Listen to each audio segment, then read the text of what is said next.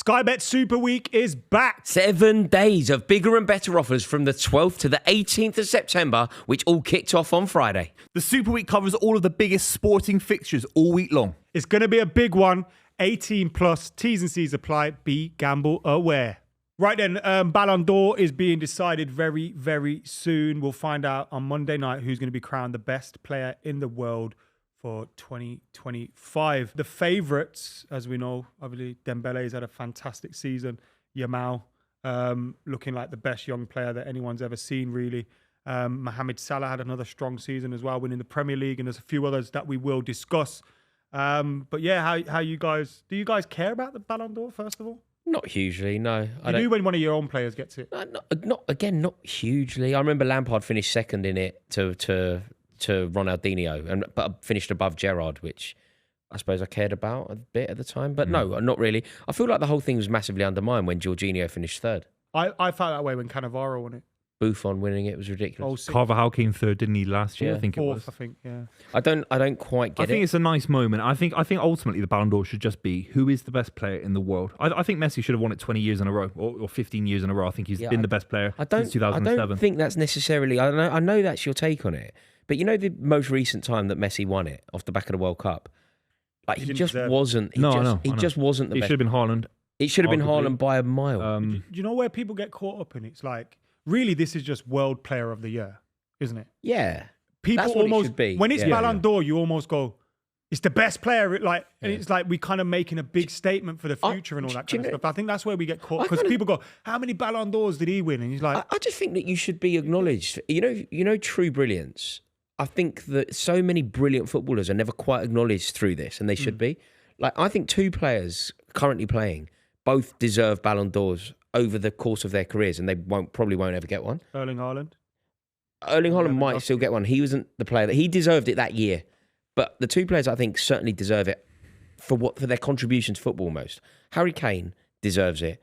Mohamed Salah deserves it. Those two players should both. I get Salah. I'm not sure about Kane. Should have got it as well. Yeah, Lewandowski's close. Lewandowski did actually win it, didn't he? But they just decided not to award it to him the year of the pandemic. Really hard, wasn't it? But until Kane scores in the Champions League final or wins a Champions League, he's not even won a Champions League yet. He's not won an international trophy. At least Messi won the World Cup in Qatar almost single-handedly. We can debate if that was enough to win it that year, of course. But Kane, I'm not entirely sure. I think it's just simple. Who's the best player in the world right now? For me, it's Lamine Yamal. He's the best player in the world. So you've got to give it to him.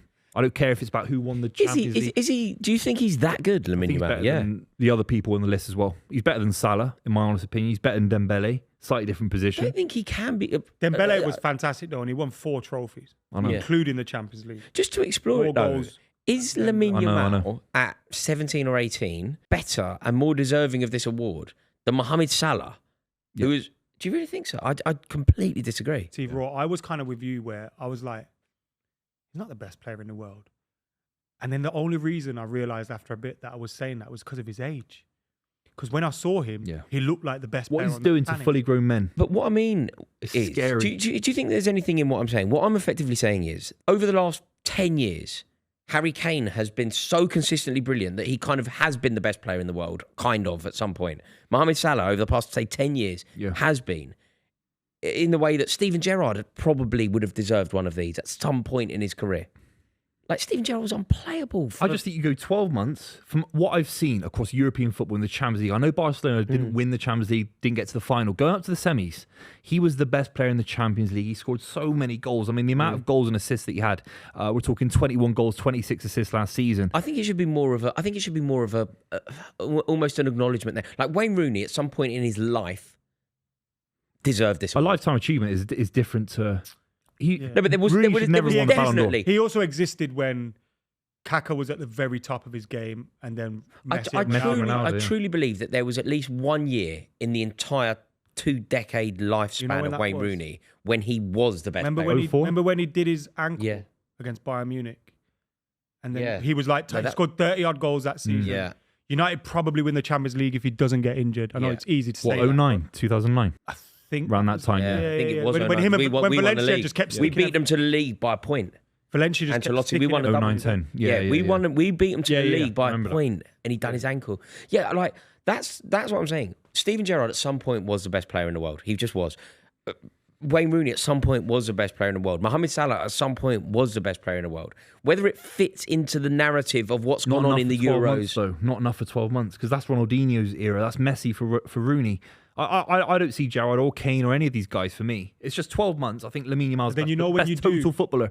He's scary good. But then you know when you do that, you go, Cannavaro got one. So how the fuck has Kane?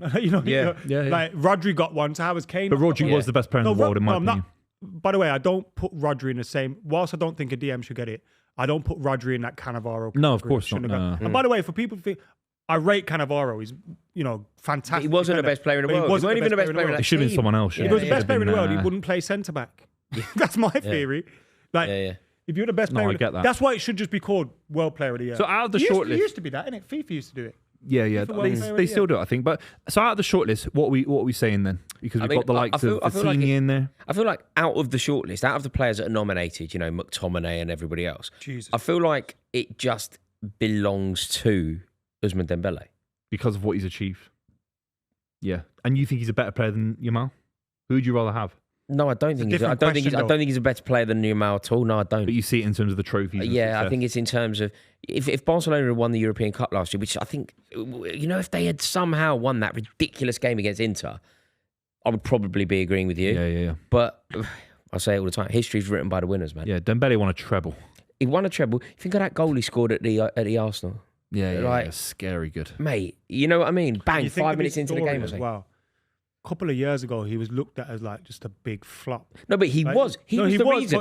We should never viewed. forgive it. He was the reason that Liverpool won that European Cup. Do you remember that Messi? Do you remember? We could have made it 4-0. When he squared it. When he should have squared it to Messi and he just got it all wrong. He would have made it 5-0. Messi collapses and looks at him like that. You don't come back. Who's the top 3? Well, we all agree whether it's 1 or 2. It's Lamine Yamal and Dembele in one or 2. If I'm awarding, we're deciding. Mine. If I'm choosing, and I feel like I'm right here, I think it should go to Salah. You think about what he did for Liverpool last year. You look at the way that he reinvented himself in Arne Slot's debut season. You look at the output, the goals, the assists, the way that he kind of redefined himself to create a twin peak. It was the best form of his life off the back of him being in the best form of his life 5 years ago. PSG knocked them out. They then won the Premier League. He went missing against Nuno Mendes. They then won the Premier League. Mendes locked him up. And then I would say everything that has occurred over the past 10 years. Because we see everything through the lens of Premier League football, right? Because look, Salah's better than Dembele, so this is what I'm saying. But Dembele had the same season as Salah.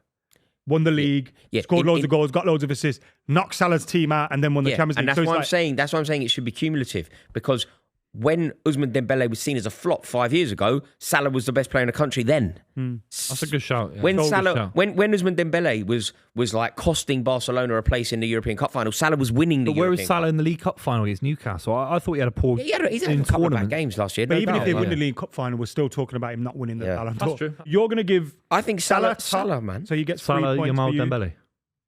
Dembele, who's second? Then it probably Dembele, yeah.